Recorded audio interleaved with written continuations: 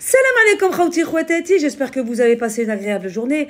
Je fais cette vidéo pour parler de l'algérianopathie aiguë, une pathologie virale d'origine diplomatique.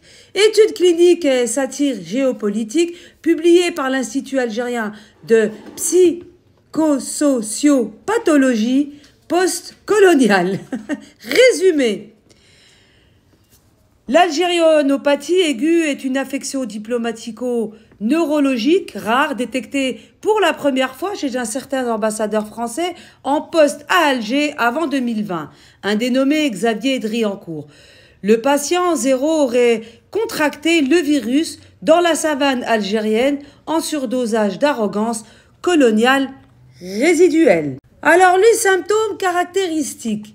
Compulsion à commenter les affaires internes algériennes, même après mutation ou retraite, hallucinations récurrentes, d'effondrement imminent du régime algérien, poussée de nostalgie impériale, déguisée en analyse géostratégique, excusez-moi.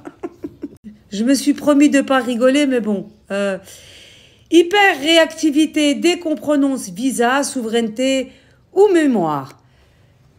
Vecteur et transmission. La maladie semble s'être transmise par voie politique, indirecte, infectant une caste française jugée immunodéprimée par la perte d'influence sur l'Afrique du Nord.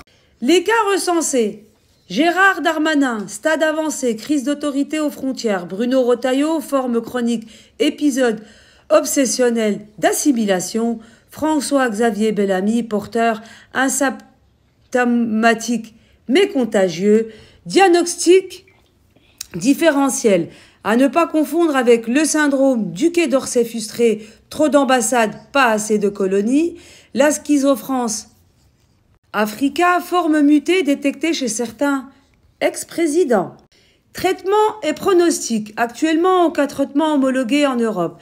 Mais l'Institut Pasteur d'Alger travaille sur un vaccin expérimental à base de mémoire décoloniale concentrée, sérum de respect mutuel, anticorps de souveraineté nationale.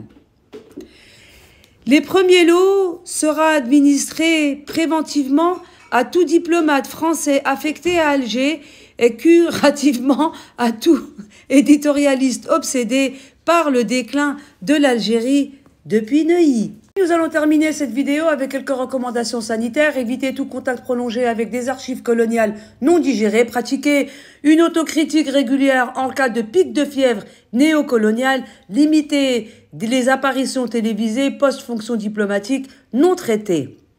Conclusion. L'algérianopathie aiguë n'est pas incurable, elle nécessite une thérapie douce à base d'humilité, de silence diplomatique et de réalignement géopolitique.